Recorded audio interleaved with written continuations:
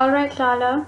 So let's get back to the linear function. So remember, the linear function is where the power of x is raised to the power 1, and a nonlinear function is where the power of x is greater than 2. So if you remember from our previous lectures, you cannot find the gradient of a line when your function is nonlinear because the gradient changes across each point. So for that reason, what we did was we took a point on the line and we took a point that was slightly higher than that, and we substitute the corresponding values of x and y, and we observe that when this point tends to come closer and closer to x, the value of x at this point stays.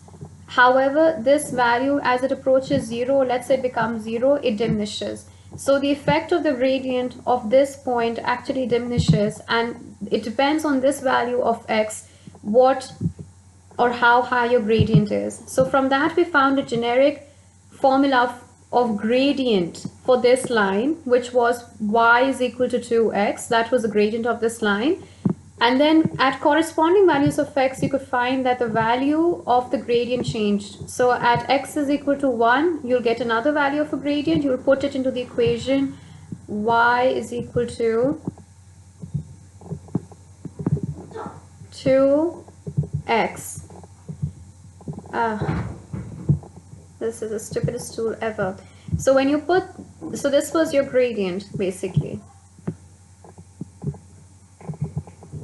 This is the gradient of this line. It's the formula of this line because the gradient is not constant. You can't say the gradient of this line is 5, it's 4, it's 6. It's basically y is equal to 2x because the gradient changes at each point depending on the value of x. And when you will put the value of x from here, for example, it is equal to 1, it is equal to 2, it is equal to 3, it is equal to 4, it is equal to 5, 6, whatever value of x you will put, it will give you the corresponding value of y, or in this case, the gradient. So basically what you've done for your line, you found an equation for the gradient of the line, since the line is not constant. It is not a straight line. It is constantly changing, which is why instead of finding the gradient directly, you first have to find the equation of the line, equation of the gradient of the line. And this formula is pretty much the same, which is y1 minus y2, and then you get this and you get a generic formula. By the way, this part is all just conceptual understanding because this is building up to differentials. This is not differentiation. This is just to give you an understanding of what differentiation is and where it comes from, but you'll never be tested on this. I can guarantee it. But you need to understand where gradients come from, which is why they build this background, and from then onwards we move on to the gradients. So now he's trying to bring you to this example of the linear function, and he says if you apply the same method as above as we did here, what is going to be the gradient then? So y is equal to 3x plus 2. Again, he takes the value of x as k, as we did before, and the value of xq as k plus h. So if you remember, okay, he hasn't drawn the graph for this one here, but let's say you have a straight line. Shit, why am I shutting down?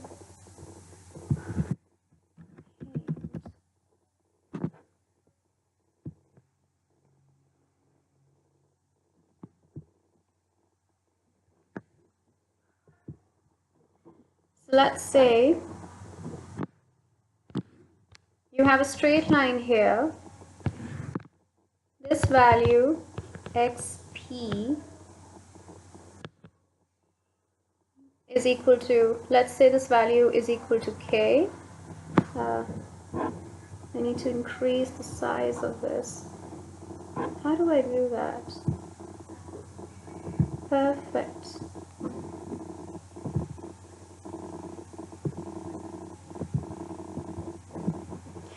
So let's get back to this. So this value is equal, xp is equal to k.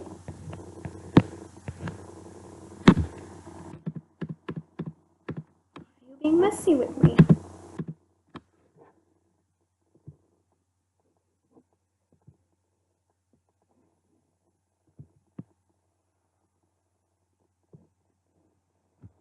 So this value xp is equal to k.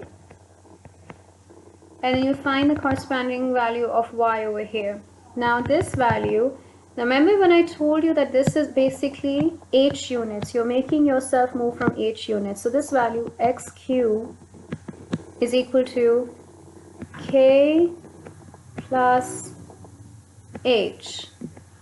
So for example, if this is, if this is 5 and you've moved it further, let's say 10 units, then this would be 15 and h would be is equal to 10. And then from here you find the corresponding value of y. So it's the same thing we've done before, only this time he didn't draw a graph, so I was like, let's draw a graph. So you have this picture in your mind: xp, xq, yp, yq. So when we're able to work through this, you have this picture in your mind, okay? What just happened here? Okay. Now, let's go back to our thing. So he says that at p, so it's the same thing, 3x plus 2, only it's a linear function. So at xp is equal to k, he substitutes the value of k. What is wrong with you? Why can't you give me a pen? So he substitutes the value of k into this function. So this becomes 3k plus 2. That's what he's done. At p, yp is equal to 3k plus 2. And then at xq, again he substitutes the value of k plus h into this function, into the value of x, which is 3 brackets k plus h plus 2. So that he's done here, which is 3 brackets k plus h plus 2. So he's found corresponding values of y and at p and q. Then he just applies the same formula, which is y1 minus y2. Here he applies this formula, y1 minus y2 over x1 minus x2. Now in this case, you'll see h and h cancel out with each other, and he gets 3 is equal to a constant. In this case, when your function is linear, when your function is a straight line, you remember from your calculations also that the gradient of the line is the same at every point. So there you don't need an equation for the gradient of the line. You know that the gradient is equal to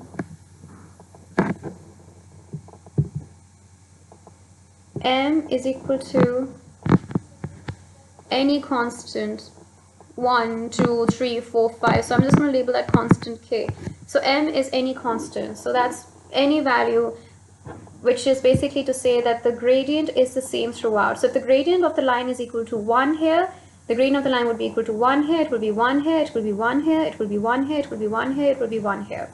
Meanwhile, in the previous case, we observed that the gradient of the line, because the line was constantly changing, when your line is not a straight line, but it's actually a curve. So let's say this is what it was before, right? So the gradient at this point would be different from the gradient at this point, from the gradient at this point, from the gradient at this point, from the gradient at this point. So for this sort of a line, which is actually a curve and not a line, you need an equation. So that equation we found was y is equal to 2x. It can be different for different sorts of graphs, but basically what happens is that you need to find an equation of the line, of the gradient of the line, so that every time you substitute the value of x in that line, for example, at this point x is equal to 1, at this point x is equal to 2, at this point x is equal to 3, at this point x is equal to 4, at this point x is equal to 5.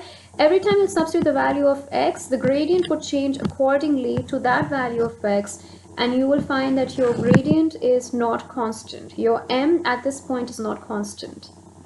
So this is just a repetition of what I said before. If you have a straight line, your gradients are the same all over, and m is equal to any constant such as 1, 2, 3, 4, 5, 6, 7, 8, 9, 10. It can go up to infinity. However, when your line is not straight, it is a curve, you will find an equation of the gradient, because at each point of x, the value of the gradient will be changing. So you can't find a value of m. You find a value of the equation, and you substitute the value of x to tell you what the gradient is at point x is equal to 1, at point x is equal to 2, at point x is equal to 3, at point x is equal to 4, etc. So if you go back here, this is what he's trying to tell you, that when you have a linear function, your gradient is a constant. If we think back to when we looked at linear functions, we found the gradient of a straight line to be constant, shown algebraically true here.